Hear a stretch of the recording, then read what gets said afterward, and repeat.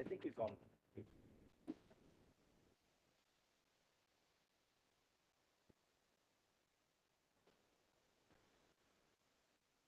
Good evening, Minister, and welcome to NASSCOM Future Forge. This is the place where tech startups from all over India, investors from all over India, the entire ecosystem has got together and to celebrate the spirit of deep tech in India. You have a full room here. I don't know if you can see it, but you have an absolutely full room here despite the Bangalore rains and weather. But thank you so much. I know you've had a terrible schedule today, but thank you so much for taking the time to be with us today. The minister, I'm sure, does not need any introduction. Minister Rajeev Chandrasekhar, Minister of State for Skills, Entrepreneurship, Electronics and Information Technology. Within the industry, we've also given him another portfolio. I don't think he's aware of it, but we call him the Minister of Deep Tech. He's a guy when you want to talk deep tech, when you want to get something solved, when you want to say, please don't do this crazy stuff, you're going to kill deep tech, he's the guy we go to. He's the guy who really gets deep tech. And I know a lot of you, especially the startups, have been waiting to hear from him. But before I hand over the stage to Minister, I would like to announce the much awaited League of Top 10 Merge 50 in the presence of the minister so we can congratulate them and then we will request him to say a few words. So Justin, over to you. Thank you, John. I'd like to invite back on stage Johnny, Kritika, and Ram Narayan to do the honors of giving away the. All right, ladies and gentlemen, please give a huge round of applause as I call out their names. The winners in this year's edition in the League of 10, the NASSCOM Emerge 50 Awards. Under the category of healthcare, there is Azura.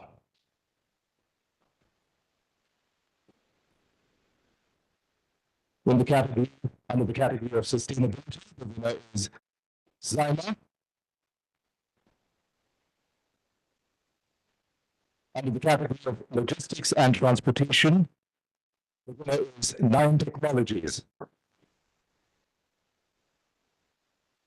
Under the category of media tech, the winner is Technologies. Under the category of health tech, the winner is Stack Analytics. Under the category of cybersecurity, there is Sapphire Cyber Systems.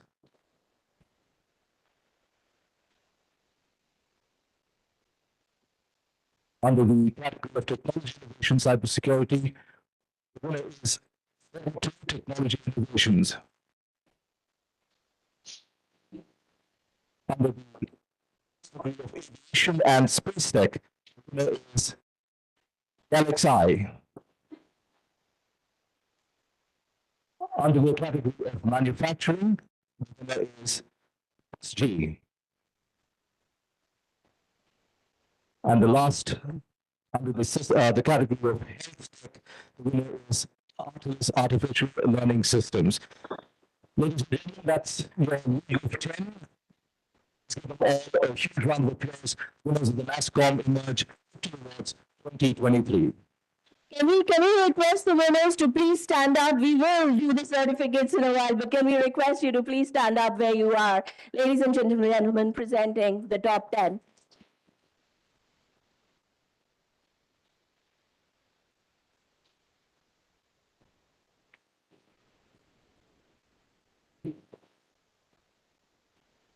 I know you all are waiting eagerly to hear from the minister. So without any further ado, I'm going to pass it on to you, Minister. And in case you don't know it, there's also a new term that especially the startups use when they refer to you. So ladies and gentlemen, presenting RC in the house.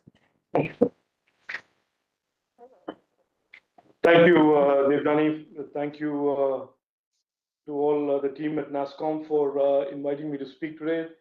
Thank you for not just inviting me to speak today, thank you for doing this. Thank you for this NASSCOM Future Forge 2023 that certainly shines a spotlight on a very important part of the digital economy expansion and digital economy goals that our Honorable Prime Minister has laid out.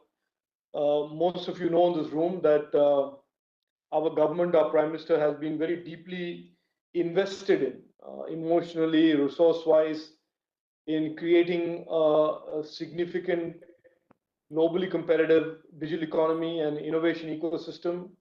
And over the last many years, you've seen how the digital economy has gone from about 4.5 to 5% of GDP to about 11.5% today.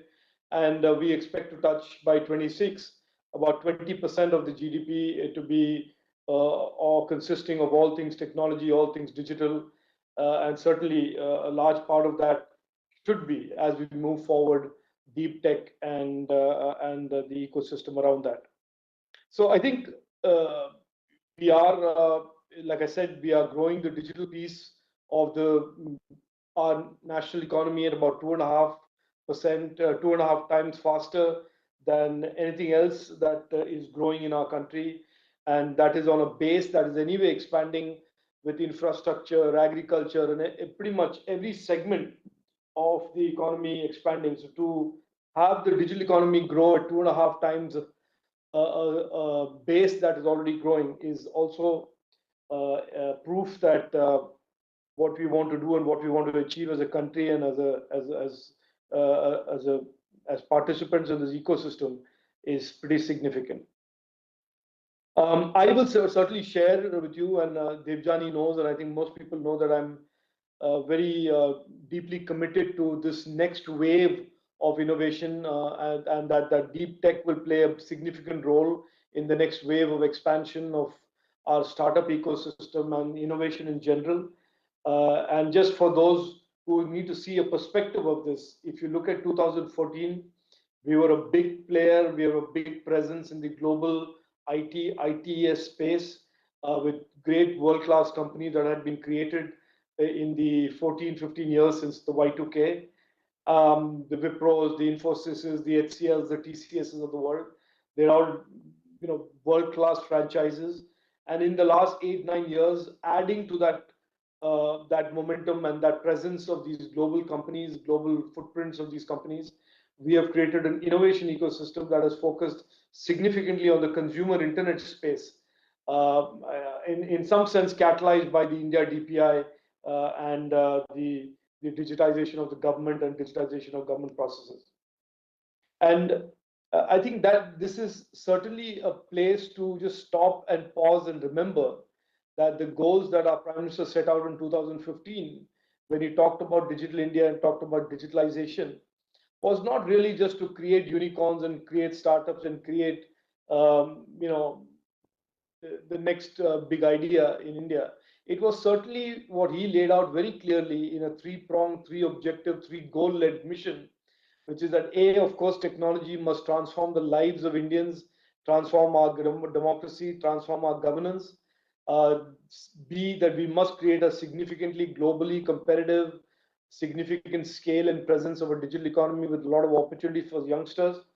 And the third, and that is where deep tech comes into the picture, he said India must transform, morph from being a consumer of technologies to being architect, producer, designer of devices, products, platform solutions for the world. So that was not a small ambition for him in 2015, but 8 years on, and I can tell you that a lot of people did mock him and did laugh at him in 2015.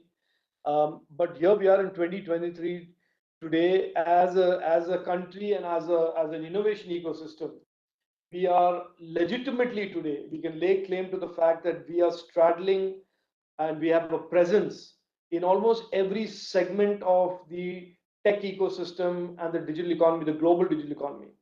So while we are strong and continue to grow strongly on the ITES space, ER&D space, the consumer internet continues to represent huge innovation and startups, more than 1 lakh startups and significant amount of FDI. We are now building and planting our flags in pretty much every area: semiconductors, the Web3, artificial intelligence, high performance computing, cybersecurity, and in every one of these areas, there is a clear strategy on the part of the government to create capabilities, create competencies, and create successful, meaningful, scalable, global standard startups and enterprises that can bring to bear capabilities in these areas. So that collectively is what we refer to as deep tech, whether it is a semicon design startup that is building the next AI chip, or it is the India AI startup that we will launch on the 11th of December, the India AI program that will be a well-funded, very well-conceived, very well-architected program that will focus our startup ecosystem on real-life use cases of AI in healthcare, in education, in agriculture, in security, in governance. We intend to do that. Cyber security, we've just green-lighted a program that will create the next wave of really deeply capable, deep capacity cybersecurity, domestic cybersecurity, Indian cybersecurity companies for the world that will again have the support of the Government of India in terms of both allowing the government's own digital workplace as a sandbox, as well as creating funding and other resources for startups. High performance computing, quantum computing, all of these areas we have programs, we have plans. And so therefore, when the US President Biden and our Prime Minister Narendra Modi ji signed this historical accord where on the critical and emerging technologies of artificial intelligence, semiconductors, high performance computing, and quantum computing, India and the US are agreeing to partner. When India and the EU sign a similar agreement, when India and Japan sign a similar agreement, and India and now UK are negotiating a similar agreement, and India and a couple of other countries are negotiating these similar agreements, it is certainly clear, and it should be clear to all of us who are passionate about deep tech, that this is the next big wave of innovation. I will just add here a little point for those in the room who seek to understand the nuance of why deep tech is important. I think the innovation ecosystem in India that has graduated from being the back office of the world, high quality back office of the world, to being consumer tech companies that are delivering solutions and applications at scale because of the population of India, is also now bolting onto this ecosystem. A group of companies and a large number of companies that will be creating cutting edge technologies, cutting edge patents, intellectual property, and the value will not just be about scale and size and the number of customers, but about the critical technologies that are going to be developed by these deep tech startups, algorithms, learning models, foundational models that are going to use AI to solve real life cases, whether they are the next generation of AI chips, whether they are chips for AI on the edge, whether these are the next generation of cybersecurity platforms to determine threat intelligence by combining both artificial intelligence and other core technologies of we are really getting into an area where Indian capabilities to build technologies, build not just solutions, but building the core underlying technologies that power these solutions of the future is now going to be rolled out and is certainly going to be evident. I am very excited. I have said this on many occasions. I've said this to Devjani and the team at NASSCOM individually and collectively as well. I'm a veteran of the tech ecosystem. I've spent many years, many decades, 3 decades plus.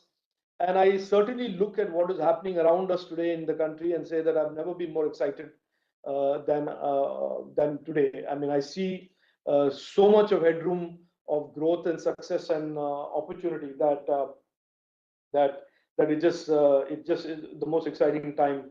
And so, if there is a regret for old veterans like me, is that we are not amongst the youngsters who are in the room. But like I said, I'll take vicarious pleasure through your successes, and it gives me great honor and privilege to be in some ways helping you succeed. And that is certainly our mission in the Government of India, and our Prime Minister has made that very clear, that we certainly want to do every policy and every law, rule, guideline that we enact should be aimed at making more and more of our young Indians successful, more and more of our brave and confident entrepreneurs who step out into these cutting edge frontier areas successful. And that is certainly a mission that we will not be found lacking in. So I again thank you, Devjani, for this really remarkable initiative by NASSCOM and to the team there, including Ramkumar Narayan and Harish Singh. Thank you for to celebrate these successes, and may these successes, may through these successes, may 100,000 other deep tech startups bloom. And as for the Government of India, we will certainly be not just enabling you and creating policies and frameworks for you, but we will certainly be sitting on the sidelines cheering you as you grow and succeed, not just in India but around the world. So thank you again. Thank you for your attention, and thank you for having me here. Thank you. Jai Hind. Thank you. Thank you very much, Minister. Minister, I know you are rushed, but our startups have been dying to ask you a few questions. Will you be okay to take around 4 or 5 questions? Yes. Lovely. So can we have, yes, please, introduce yourself and your question.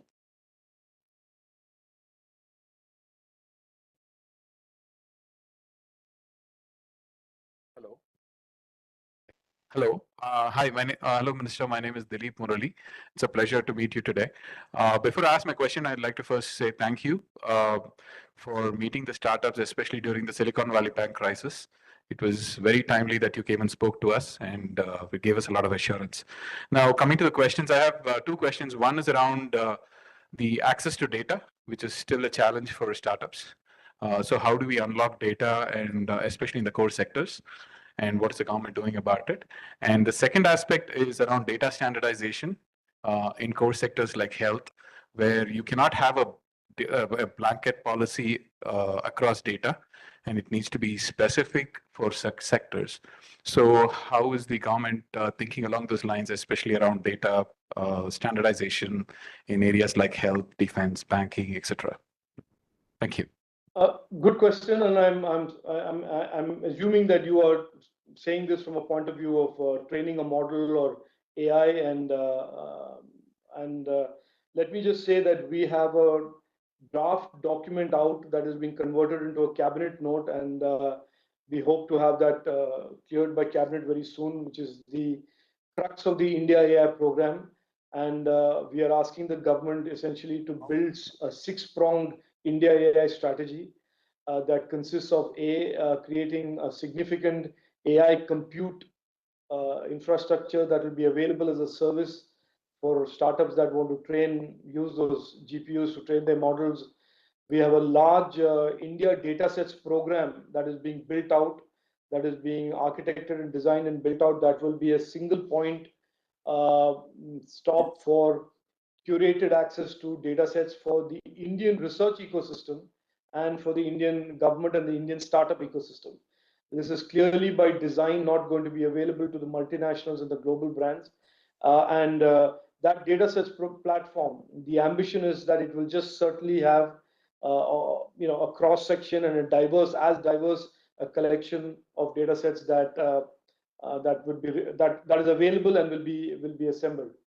I just want to say that one of the legislative tools that we are using is that we are moving down the road of mandating that any private platform that anonymizes personal data and with the consent of the data principal uses the anonymized personal data for their own models will be mandatorily mirrored in that data. That anonymized personal data will be mirrored in this India datasets program. So the idea is that over the next 24 months or so that we will have simply, this is the ambition, that simply the largest diverse collection of data sets that will be assembled and be available to any AI ecosystem in the world. That is the ambition, that is the plan. And the other things, as the questions come, I'll answer you, but that is broadly it. There should be, you should just look forward to it. And if you're around in Delhi, I would urge you to participate in the India AI, the first global India AI summit, which will again be by design and by intention a must-visit, must-attend program for AI practitioners around the world in their calendar, just as Semicon India has become. So that's the plan, that's the idea. Stay tuned. Hello, Minister. This is the second question coming from, I'm Gautami. So I'm the co-founder and CEO of Aeronauts. So we are into maritime asset inspection.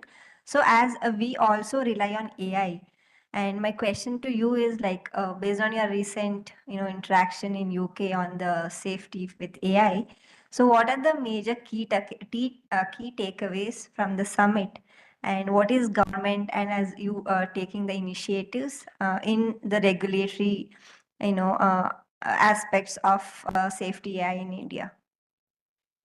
So yes, I think it is the first such coming together of global leaders, Vice President Kamala Harris, Prime Minister Rishi Sunak, and 28 countries and their ministers attending in this legendary Bletchley Park, which is, as you know, for those who follow history, is really where the birth of, in a sense, the computing, Alan Turing's first set of work occurred in terms of decrypting World War II radio transmission. So, look, I just want to report back to you that the basic concepts that India has been putting forth for the last 2 years since 2021, that tech must be maximized for its good, for its innovation, for its growth, and we should be all techno-optimists.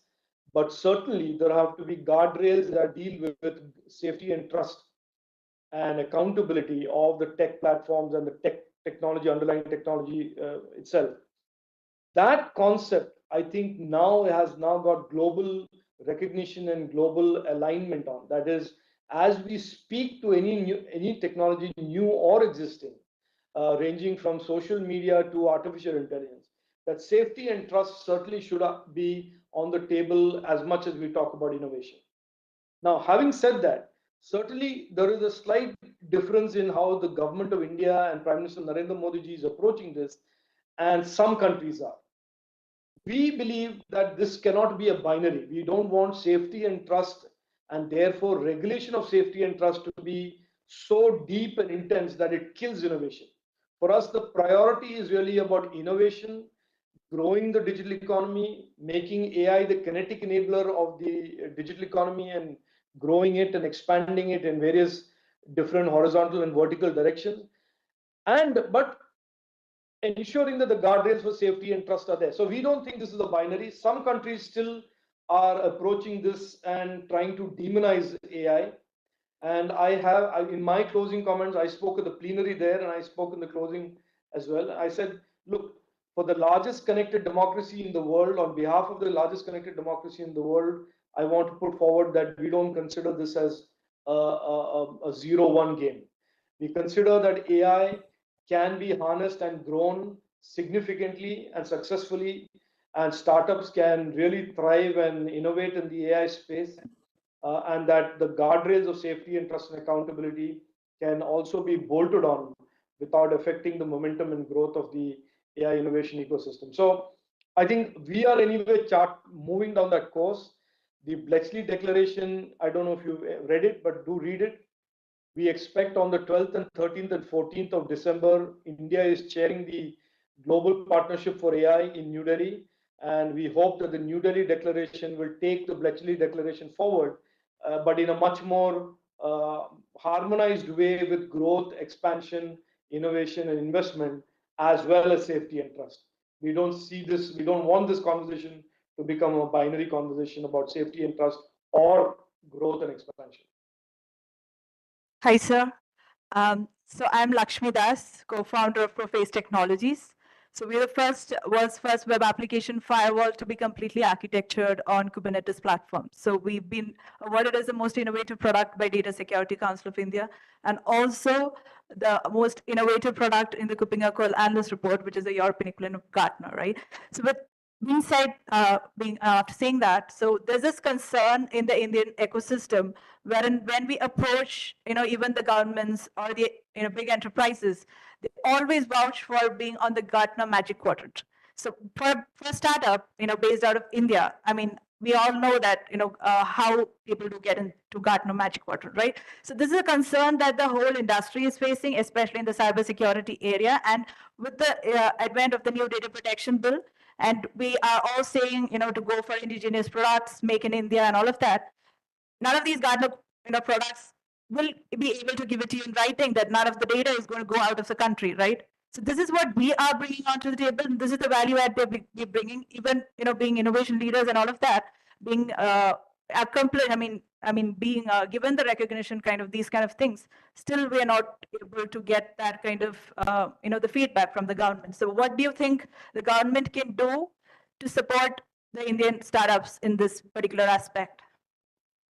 I missed some of the points that you made, but I'm assuming that you're talking about cybersecurity and you're talking about startups in cybersecurity. Am I right? Yes. So we're not able to get the fair share in the market space because most of even the government sectors, they vouch for going for a Gartner Magic Quadrant product. So this is this is the thing that we need to change for the supporting the Indian ecosystem, right? Yeah. So we are changing it. We will change it, and I certainly want to tell you that there are two problems here. One is the problem that there is really the awareness about what cybersecurity represents as a challenge is still very limited, even amongst CISOs. And we are addressing this issue of ensuring more and more domestic made in Indian technology for cybersecurity because we have to, and this is the determination that we have taken.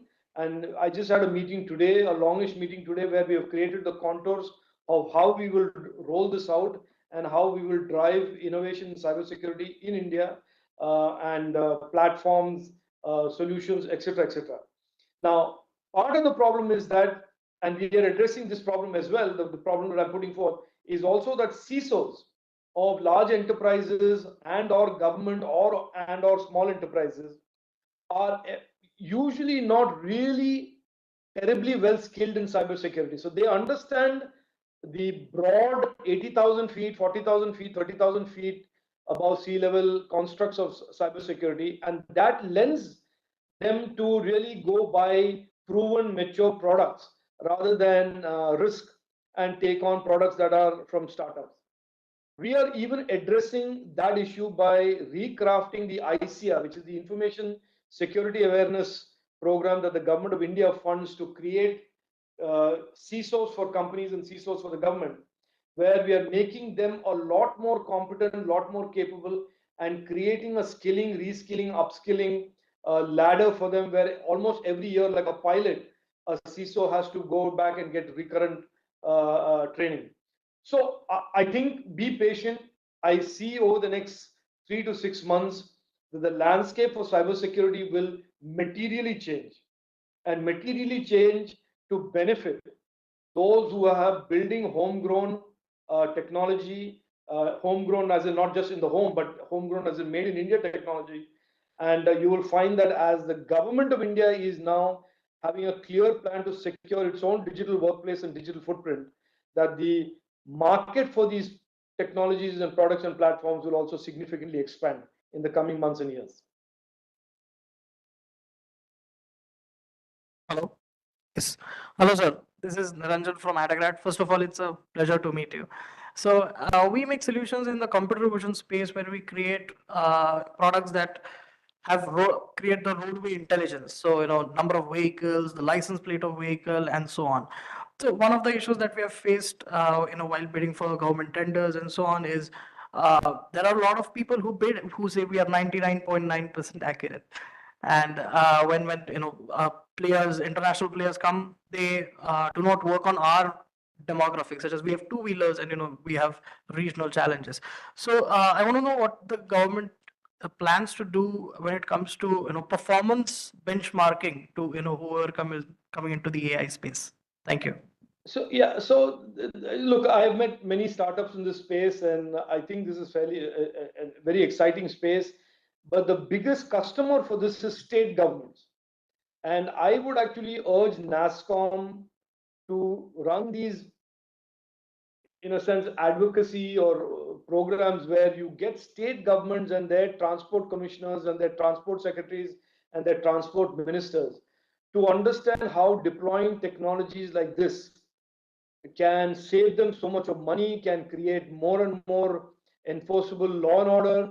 And I think there needs to be really almost a platform where, and maybe this is the right, NASSCOM is the right organization to host it.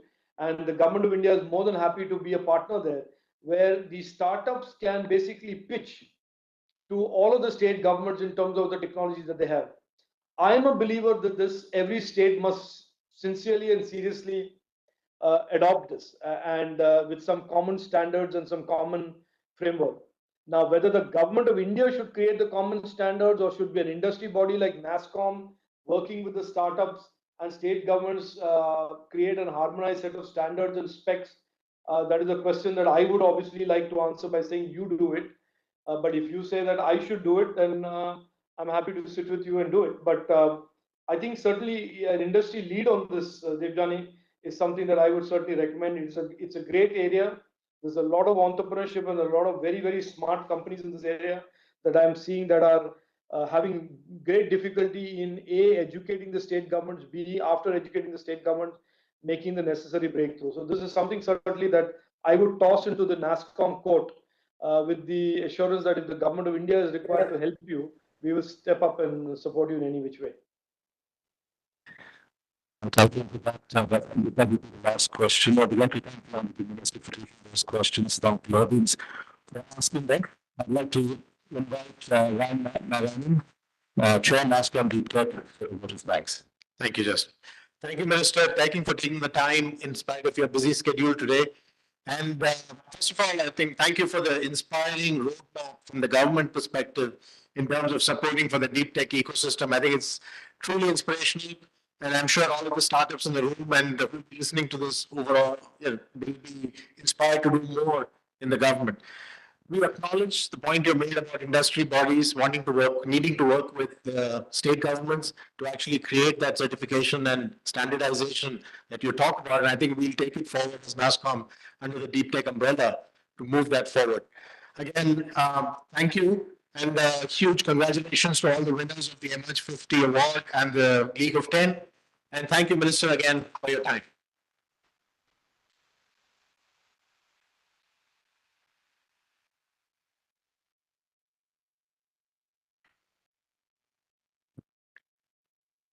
But I'd like to now invite on stage Harish Singh, Managing Partner of the Knowledge Partner of the NASSCOM Emerge 50 Awards, to say a few words.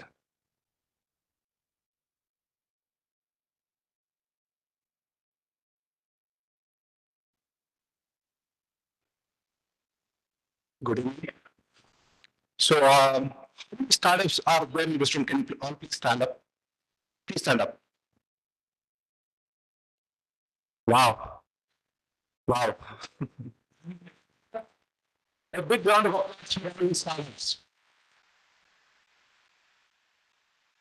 I think this is one event where I have seen so many startups in the room because we also run multiple events. Yeah, big startups are a big channel. Yes, you're right. So